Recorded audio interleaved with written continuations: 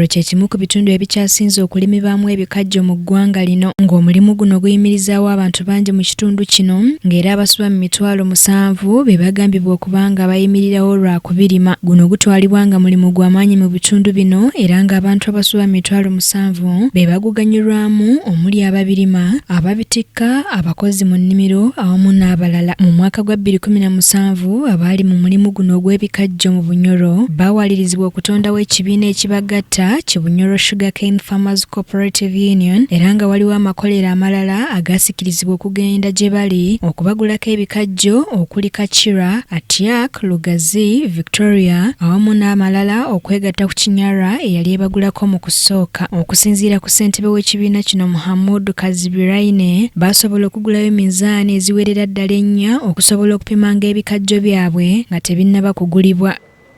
Into the hands of vandalizers. Those who will come, take the sugar cane, they don't tell us how much it weighs until they feel they have got what they think they should tell us, and their interests have been catered for.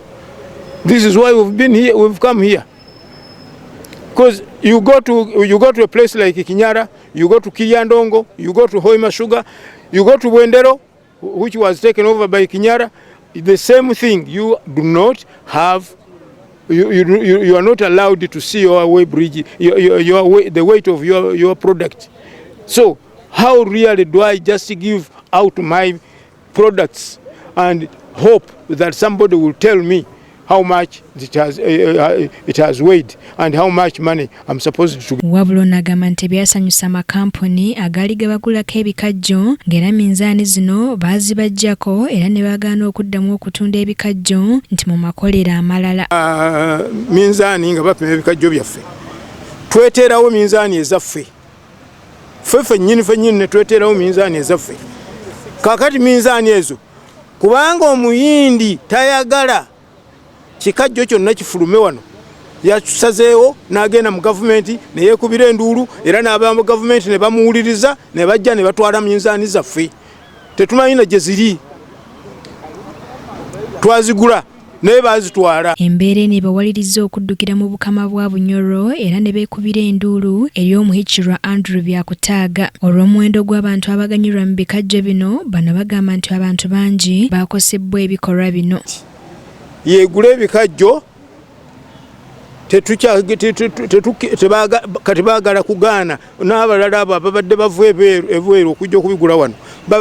Kye bakola kwe kubagobawo bagende basigale nga batunyiga. Ekinaavaamu ebikajjo tujja kwesanga nga tubitunda $5 ttani. Kaakati okwo kunyigirizibwa kwa maanyi nnyo. Ffe ng'abalimi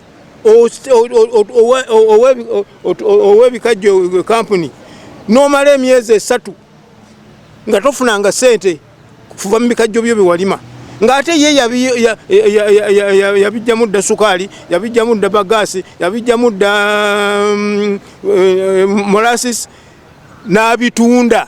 Amaze okubitunda kakati akozesa sente zange nzo ng'omulimi z'akozesa nze muwa, tebakyewola na sente kuva mu. Wano omuhikirwa Andrew Byakutaaga wasinzidde n'abasuubiza nga bwe bagenda okulondoola ensonga zaabwe okulaba nga bafuna obwenkanya. To us, challenges they are facing, and of late, of course, they have been operating way bridges in some areas of Masindi and other private way bridges which they were using to weigh their cane, and these were confiscated.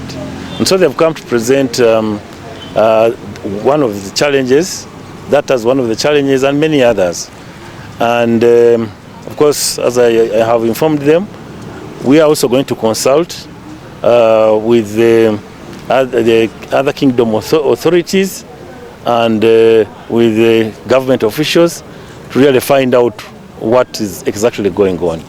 And therefore, we shall forward the issues they have raised to the relevant authorities to ensure really that there is harmony. Ono agamba nti ensonga eno baakugituusa mu bakulu okulaba ng'egonjoolebwa. It's one of the major crops in this region, and our farmers have been benefiting from growing cane, otherwise they wouldn't be growing it.